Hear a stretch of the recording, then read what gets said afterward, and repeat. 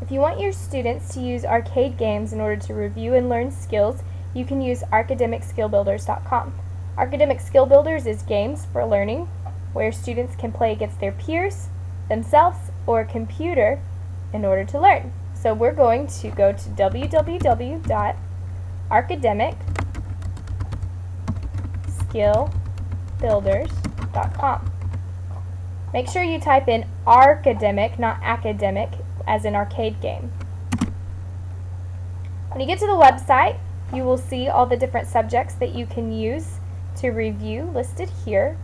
We're going to show you two different subject games, but also two different ways to play multiplayer and single player. We're going to start with single player, so click on Division. And if you roll your cursor over each game, it'll tell you what the game is and how many people can play. So this one's a 12-player game, 8, 4, and here's single. So Demolition Division is the first one we're going to show you. So click on Play. Gives you a fun little song. And you're going to press Start. Your students will read the directions. Basically, you're using your left and right arrow keys to shoot whatever problem equals this answer right here.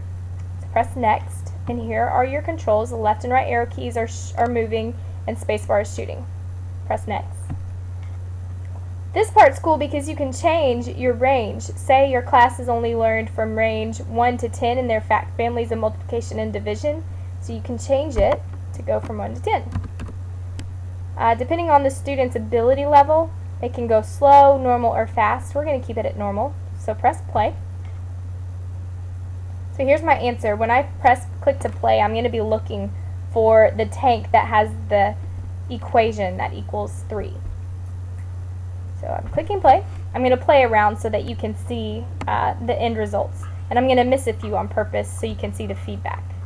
So I know 6 divided by 2 equals 3, so I press space bar.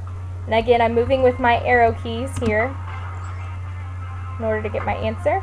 Ah, they're shooting at me. So they have to hurry so they don't get out before they shoot all their tanks.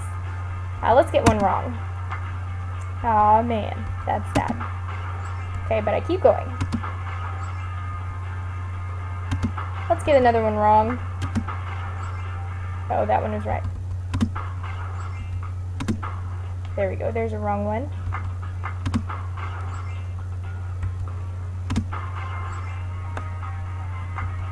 We thought maybe students would really enjoy this game because they like to blow things up, and it has math, so it should be fun.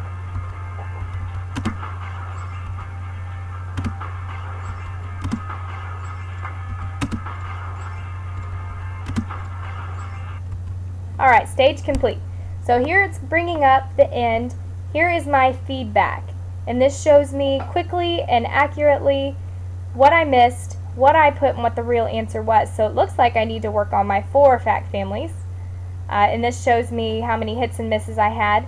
If you go to details down here, it'll show you your number per minute, your hits and misses, and so if you would like for them to continue to play, it'll graph it for you, and you can print that out for a portfolio or whatever you'd like to use it for, or to make sure they were on task. We're going to end the game so I can show you a multiplayer game. So let's do a language arts game. So come down here, click on language arts, and you have all different kinds of games that show different skills and practice different skills. Since we want to do multiplayer, we're going to play the 4-player Turtle Dash. This has to do with vowel sounds. You can see it says vowel here. It'll give you a word that has 2 vowels missing, and they have to choose the 2 vowels that make the correct sound. So click play. Now my advice to you before starting this game is to put your players, your students, in groups of 4 by ability levels, because you want the higher kids to play against the high kids and the average kids with the average kids. If you have them mixed, then the same kids are going to be successful each time, and you know that gets discouraging to some. So go ahead and have your students divided in groups of 4, and have one student that follows directions well be the team captain, is what they're going to call that person. They will be the ones to set up the room in order for their friends to play with them. So I'm going to act like my teacher has assigned me as team captain. My teacher also gave me a password to remember. So I'm going to act like my teacher told me my password is red. You want to pick something your student knows how to spell and that they'll be able to type in correctly. So I'm going to press play. Here's the directions. Press continue. Now I'm going to put my name in. I recommend telling your students to use their first name and their last initials so that their other players can recognize them in your class. So I'm going to put Jenny B. Create. You can see you have two tabs here. Here's public. The public tab will show you rooms where you can play without a password. You can play students from around the United States and you do not have to have a password. But if you want your students to play against each other, you're going to click on private and create game. So I would instruct my students to click private game and it shows up password. My color was red, so I'm typing in red for my password. The other students are also going to type in red later too, and I'll show you that also.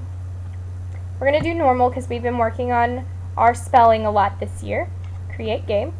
If you click on the turtle, you can change the color, so while the students are waiting for their friends to get in the room, they can change to whatever color they want. Now I'm going to show you what your other students would see that are not team captains.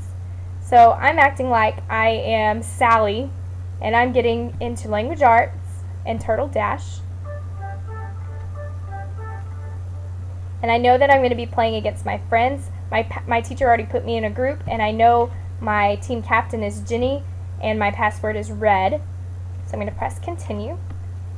Here I go with my first name and last initial. Create.